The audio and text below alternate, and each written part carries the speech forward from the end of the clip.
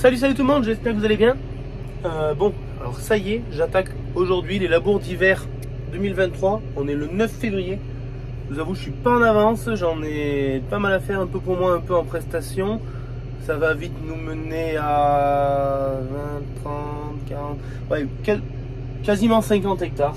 Quasiment 50 hectares, peut-être un peu moins de 50 hectares. Donc mine de rien, ça va occuper quelques temps, surtout que chez moi, c'est pas forcément des grandes parcelles.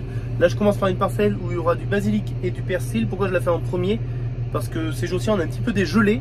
Et j'aimerais que le gel agisse un petit peu pour briser un maximum les mottes. C'est vrai que ceux qui ont déjà labouré il y a une semaine, il y a 15 jours, ils ont déjà profité des gelées. Moi, j'étais dans d'autres travaux, essentiellement des transports de terre, etc. Donc, je n'ai pas pu labourer parce que je me servais du tracteur. Parce que on sait bien que pour labourer en 5 corps, avec la charrue qui est quand même assez lourde, parce qu'elle est en non-stop hydraulique, les 300 ne fonctionneraient pas, quoi. Sinon, il faudra enlever le 5e corps. Donc voilà, allez, donc comme je disais, 9 février, on attaque à labourer une parcelle là qui sera en persil et basilic. Pourquoi? Parce que le persil, mine de rien, j'en ai que 2 hectares en 2023, parce que j'ai beaucoup plus de basilic. Mais ces 2 hectares de persil, on les sème dans 30 jours. Donc il nous reste 30 jours pour préparer la terre, affiner la terre, pour faire un semis le plus fin possible. Si on n'y arrive pas, on trouvera un plan B avec un petit coup d'enfouisseur ou un petit coup de rotavateur comme on fait d'habitude. Allez, c'est parti. Je commence près du fossé. Ce matin, ça a gelé. Il a fait moins 4,5, moins 5. Voilà, il fait 1 degré maintenant.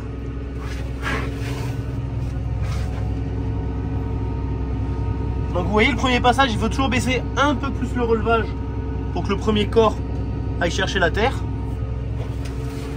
Et c'est à partir du 2e passage qu'on se règle vraiment un peu plus précisément la profondeur. Donc là, on est dans une parcelle qui fait 5 hectares ou 5 hectares et demi, si je dis pas de bêtises.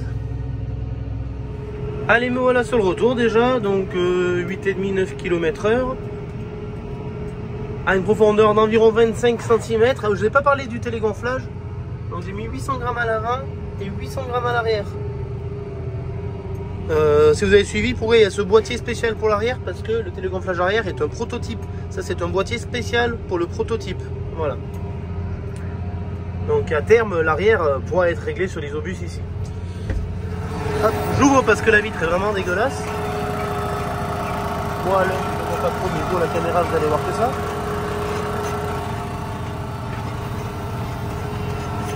Et je trouve que ça fait un joli labour.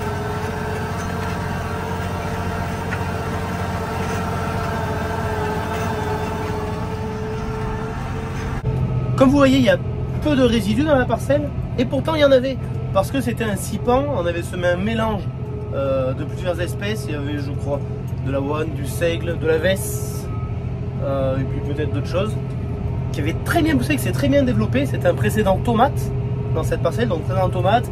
Fin août, début septembre, on a semé le cipan, et là, au mois de janvier, on a fait pâturer par les brebis, donc ce qui fait que ça a rasé, et en plus les brebis nous ont apporté leur fumier en direct live.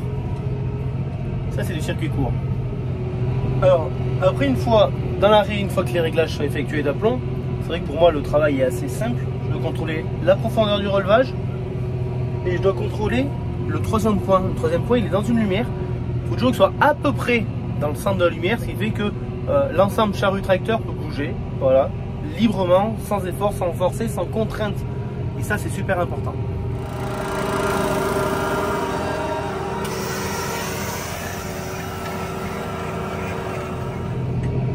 Je suis descendu, je ne vous ai pas montré parce que je trouvais que la charrue, quand je la retournais, elle passait vraiment bas. C'est vrai que quand je dégonfle les pneus, forcément ça me rabaisse un petit peu le centre de gravité du tracteur. Et donc forcément que ma charrue, quand je la retourne, elle est un peu plus basse. Du coup, j'ai relevé un petit peu les chandelles. Donc j'ai fait 3 tours à chaque chandelle pour remonter un petit peu le relevage et faire en sorte qu'elle soit suffisamment haute pour ne pas venir frôler la terre quand je la retourne. Et je vous avoue que ça va beaucoup mieux. Donc, si je vous fais voir un petit peu le matériel vu de l'extérieur, et je vais en profiter grâce à mon petit mètre magique. Rab en plus, vous avez vu. Attendez, est-ce que je peux vous faire voir? Tac, dans ce sens-là. Yes, mon petit mètre. Grâce à mon petit mètre magique, je vais regarder si je suis vraiment autour de 25 cm, si je suis vraiment à côté de la plaque. Parce qu'en cabine, on se rend quand même bien moins compte que quand on descend. Allez, je suis en train de essayer de déplier le mètre à une main. Ce qui n'est Pas chose facile, ouais, mais là je suis quand même bien profond. De la cabine, on ne dirait pas. Alors attendez, je vous pose 2 secondes. Voilà. Hop là. Le fondré. Il est où le 0 là? Ah non, il est là. Ah oui, ben, je suis à 30 cm, je vous fais voir. Hop. Vous voyez.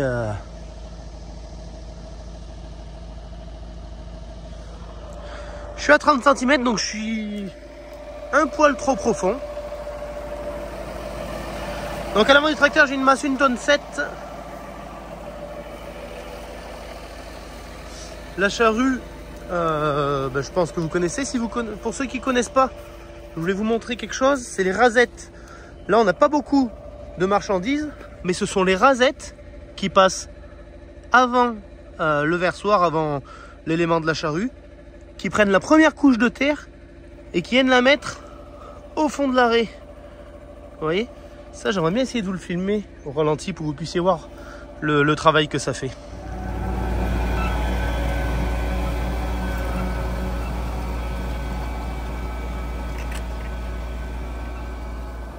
Voilà, j'espère que vous avez pu voir un petit peu l'effet de la rasette, donc de choper les premiers centimètres et d'envoyer au fond de l'arrêt. Donc voici aussi pourquoi il ne faut pas labourer profond, parce que là, tous ces résidus qui sont en surface, cette matière organique potentielle, si je la mets à 30 cm de profondeur, elle va y rester et elle ne va pas bouger, elle ne va pas être détériorée par les bactéries.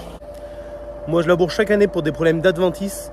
Quand même, en bio, ça m'aide énormément à lutter contre les mauvaises herbes, mais à des profondeurs un peu moins élevées. Donc là, je vais relever ma roue de jauge pour être plutôt autour des 20 cm, entre 20 et 25, parce qu'à moins de 20 cm, avec ces charrues-là, c'est difficile de faire un joli labour.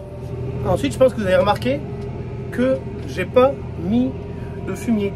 Pourquoi? Parce que moi, sur mon exploitation, 90% du temps, je mets le fumier sur le labour. D'ailleurs, celui-là, il fait complètement les choses à l'envers de tout le monde, mais mon fumier, si je le mets et que je laboure à 25-30 cm, qui se retrouve 25 cm en dessous, du coup, il n'est pas détérioré.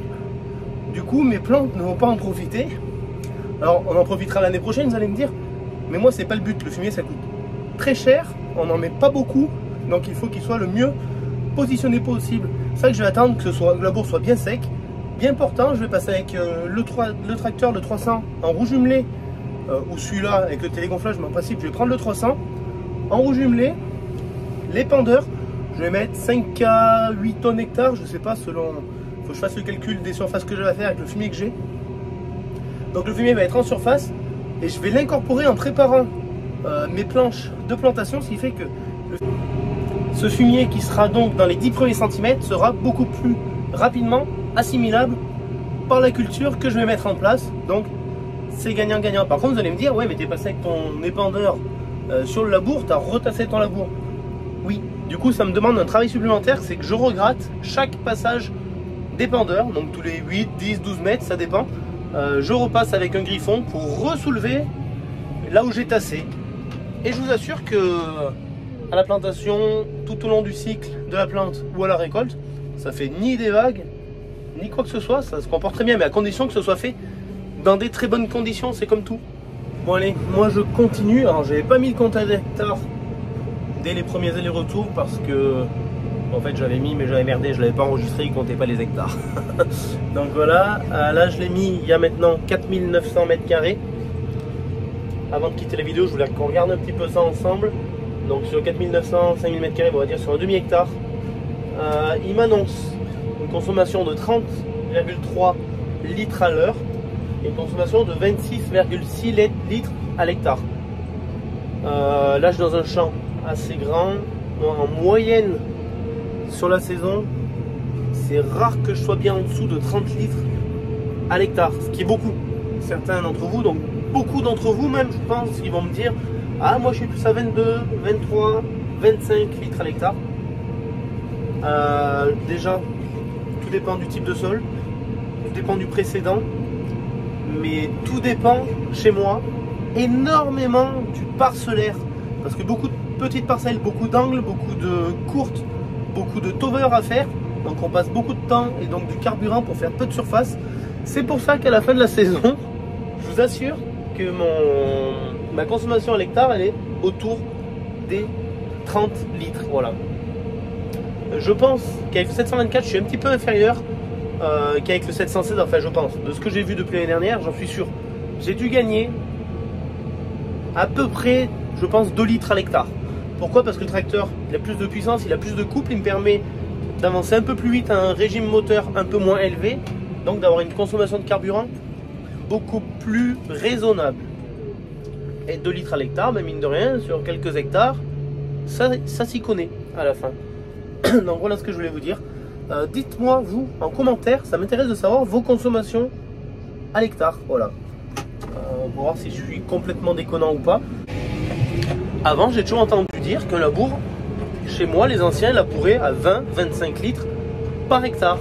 Mais ils avaient des tracteurs beaucoup plus vieux, donc avec beaucoup moins de choses qui vont forcer. Il n'y a pas la clim, il n'y a pas le chauffage, il n'y a pas tous les accessoires multiples qu'il peut y avoir sur un tracteur.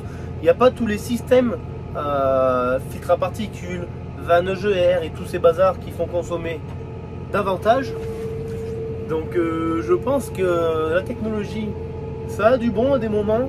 Mais je sais pas, dites-moi ce que vous en pensez. Peut-être que je me trompe et que je suis à côté de la plaque. Mais c'est vrai que les vieux tracteurs n'avaient pas du tout le confort d'aujourd'hui. Mais pour moi, à travail équivalent, ils étaient plus sobres. Mais voilà, je peux me tromper, dites-moi ce que vous en pensez. Sur ce, je vous laisse. Si c'est pas fait, je vous laisse vous abonner parce que ça fait toujours plaisir et comme on dit, ça mange pas de pain.